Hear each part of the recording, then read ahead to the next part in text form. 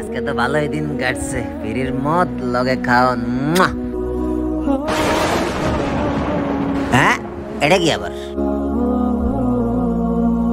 এটার ভিতরে এটা আবার কি?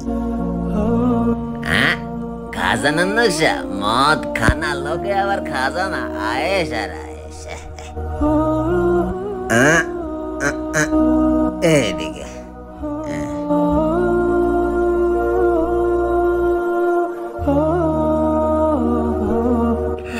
আমি অনেকদিন ধরে কিচ্ছু খাইনি, আমাকে কিছু খাবার জন্য দেন।